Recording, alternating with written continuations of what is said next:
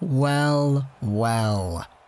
For the first time since 2011, the Vancouver Canucks have a lead in a Stanley Cup Playoff series. The last time they had a lead in a best 4 out of 7 series was in 2011 after Game 5 of the Stanley Cup Finals. They had a 3-2 lead. Then they lost 2 straight. We all know what happens after that. But in 2012, this team did not have a lead against LA. Same happened in 2013 when they were swept by the Sharks. Then in 2015, they tied up the Calgary series 1-1, but then they went down 3-1, and then eventually they lost after winning one more game. But now it's 1-0. The Vancouver Canucks have defeated the St. Louis Blues in Game 1. It's a 5-2 victory. The St. Louis Blues have been outscored 9-0 in third periods in these return-to-play postseason games. And man, that sucks. That's really terrible. I saw Blues fans everywhere just talking all this smack about their own team. If you went onto Instagram and you took a look at the St. Louis Blues page and you looked at the posts they made saying, oh, today we're playing the Vancouver Canucks, all the comments are like, yo, I'm a Blues fan. This team sucks. This team's not gonna win. Yo, I'm a Blues fan. I just want to at least win one game. At least don't get swept. Come on, St. Louis. Yo, I'm a Blues fan. Canucks in 6. So I was like, yo, what's going on? What's going on with the team that was the second best team in the entire regular season without Tarasenko that just added Tarasenko? What gives? Why is this team so poor? And now we're taking a look at it. Oh man. So the first period starts off with a Tanner Pearson rush. He comes in, gets a nice little shot over there, and he starts the energy off hot. You want to get the energy on for the Vancouver Canucks. You're playing the defending Stanley Cup champions. Remember what I said last time. The last time the Canucks played the defending Stanley Cup champions, they went to the finals that year. It's crazy how these parallels can be drawn. But early on, Pearson gets a high shot.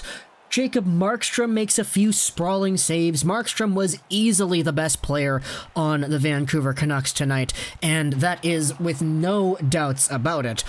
But that doesn't mean that the Canucks themselves didn't play poorly, because Brandon Sutter gets a breakaway of all people. He ends up trying to go over on the backhand, and Binnington sprawls out. He gets the pad on it, and eventually it is saved. But then the Vancouver Canucks get themselves a power play because Sutter draws a penalty on the play. And man, this is great. This power play gets started off hot. They're passing it around. Hughes has the confidence. The PK for the Blues is stagnant. It's completely not moving. They're not challenging the Canucks. They're just standing there and watching. And they're watching as JT Miller sends the puck over to Quinn Hughes. Quinn Hughes throws it into the middle for Bo Horvat, who comes in, he just rips it. Just a one-time rip of a shot right through. It's 1-0 Vancouver early on. And wow, Jordan Binnington, man, not off to that hot of a start playing against the guy that you said you probably should have gotten the Rookie of the Year award over, huh? It is an absolutely beautiful goal. Really nice puck movement. Quinn Hughes gets his 6th assist of the entire postseason and his 7th point overall. Miller obviously over there too, and Bo with the goal. Miller was kind of weird in this one because he didn't participate in the pregame warm-up, and that got a whole bunch of Canucks fans all kind of just creeped out because, yo, if we don't have Miller in this team, what are we gonna do? There's no way we stand a good shot against this team without the guy who literally led our team in points. But he played, so that's really good. And the Vancouver Canucks keep up some consistent good movement in the offensive zone. Eventually, though, it's Antoine Roussel who goes to the box for slashing Oscar Sundqvist, and that wasn't really all too great of a penalty in my opinion. And eventually the Blues capitalize. It's a very similar goal to the Horvat one. It's a play right into the middle. David Perron shoots and he scores. This guy's gonna pop up a ton in this series, though. David Perron, oh man. Eventually, though, the second period ends off with a Vancouver power play. They have some good movement, but they're not able to get it done.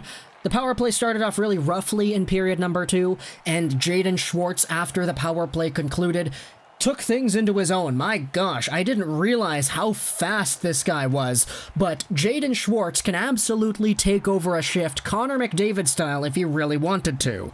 He had a good shot in the rush, and then in the same span of play, Eriksson threw one on the backhand towards the crease, opening up some really good rebound chances. Eventually, though, it's Tyler Myers who gets another penalty. This one kind of sucks. It's another Sundqvist penalty drawn. And I really don't like seeing this one because Myers, he just didn't have to put his hand in there, man. He kind of reached too far around Sundqvist, and as a result, he got penalized for it as the guy went down. Now, nevertheless, the Canucks did kill it off because Jacob Markstrom made some really good saves on the PK. This guy was absolutely incredible, the best Canuck there on the ice. But then the Vancouver Canucks get their own power play as well, and this next power play, I believe it's the third one of the game, kind of sucked, man. Like, I know I said that the Blues penalty kill is static and they wouldn't really challenge the Canucks. It's a whole different ballgame when talking about the break-in, because this Canucks team on this one power play had a lot of trouble breaking the puck into the offensive zone.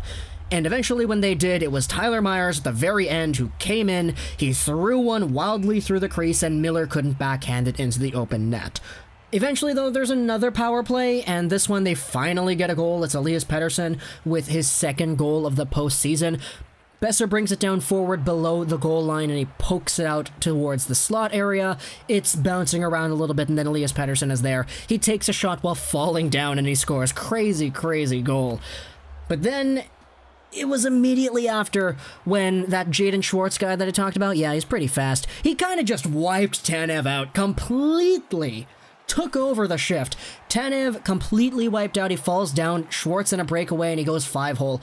Crazy good goal. I knew Schwartz was a great offensive player, but just seeing it live for 60 minutes was absolutely insane. This guy was nuts. And that's pretty much all she wrote for period number 2, because the second period had some more Vancouver Canucks sloppy rushes, more power plays, more penalty kills that they needed to kill off, and eventually it wasn't really all too great to watch if you're a Canucks fan looking for this team to do well. Elias Pettersson got a nice one-timer on the power play, but that was off the crossbar and that was not in. We also saw some more highlights of David Perron doing his thing, bringing down Quinn Hughes, shoving him out in front of Jacob Markstrom. Man, I knew this guy was a pest, but I didn't know it was that strong. He really made it his mission to go after Hughes and Petey this game, didn't he? And it's kind of funny to realize that David Perron was around when the Canucks played the Blues 10 years ago. Remember when Burrows had that overtime goal? Yeah, that was David Perron's team.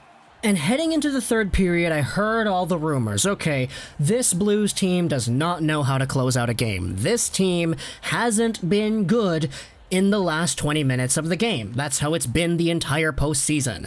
And I was like, okay, how bad can they be? Let's see it right here. And they were really good, actually, to start off the third period. Lots of pressure, really good saves made by Markstrom, but then all of a sudden Stecher comes in with a slap shot from far out. Oh my goodness, how did that go in? Binnington, man, that beat him low blocker. That's the kind of goal that you need to save if you're a goalie that probably deserves to win the Calder Trophy over Elias Pettersson, right? And then, what the heck? 2 minutes later, it's Bo Horvat? The Bo Horvat toe drag rarely works, but when it does work, it's a beautiful thing. And Vince Dunn, man, you gotta take another bag skate out there, buddy. Collect your jockstrap, because you just got absolutely walked by Bo Horvat, who toe dragged that around. Then another blocker shot goes in on Binnington too, because of course. And that's 2 goals in 2 minutes and 24 seconds.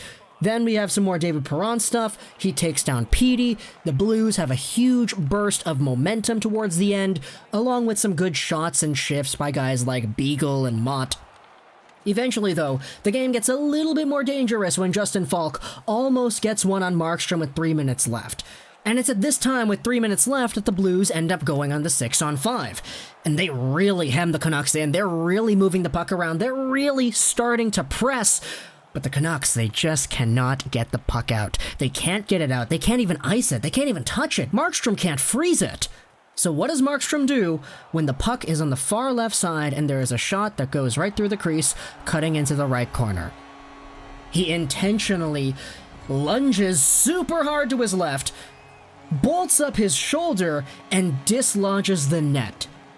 Because if he does that, which he did indeed properly do, The play gets stopped, and the Vancouver Canucks are able to change. That was a very smart move, in my opinion. You could debate whether or not that's sportsmanlike or if that's something that even should be allowed, but it was allowed and it wasn't called a penalty. And eventually, the Vancouver Canucks got a power play because Pietrangelo high-sticked a guy. A lot of this does have to do because Jacob Markstrom made a crazy kick save before that play even ended, where he pretty much stopped the puck on the goal line after it ricocheted off of a Canucks defender's pants. But Marky Mark, man, absolute beast. And the Vancouver Canucks, well, on the last power play of the game, we kind of know what happens there. They legitimately put Tanev out there on the power play because they don't want to score. They just want to kill the time off because it's already over 2 minutes. Once this power play expires, the game's already over. So they just have Tanev out there. They're passing it on the perimeter. And the Blues penalty kill, man. I thought they were static before. They were even more static here. Not moving. They've completely given up. And at this point, I'm like, okay, this is kind of why this team hasn't won, eh? This is why. This team is just not engaged in the third period.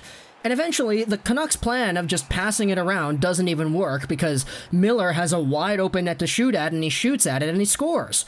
JT Miller legitimately gets on here with his second point of the night, assisted by Besser and Tanev. The game ends off and Brock Besser finishes off with 2 assists, Miller with a goal and an assist, Elias Pettersson with a goal, Bo Horvat with 2 goals, and then it's Tanner Pearson with 2 assists. Not to mention Quinn Hughes with an assist, Stecher with a goal, and Tanev with an assist as well that happened to be on that power play goal at the very end. Markstrom made 29 saves and 31 shots, a very, very good .935 save percentage. Meanwhile, Jordan Binnington, man, yikes. 22 shots against and 17 saves, a .773 save percentage. This is not the guy who deserved to win the Calder over Elias Pettersson. Of course, I don't want to harp him on too much by making this video and being this strong with my words, because there is a possibility that he can become better and he can actually start improving and playing better in the next game. But just for this game, though, the Vancouver Canucks completely showed off who's boss, especially in that third period, and I can't believe that it looked that easy, especially towards the end. So, talk to me in the comments below what you thought about this game. I hope you enjoyed this video. I can't believe it. The Canucks are leading a series. It's the first time in 9 years they're doing that. It's so refreshing. So refreshing. And it's coming against the Cup champs, too. I love it. I hope you enjoyed this video. Social Trust 99. And bye.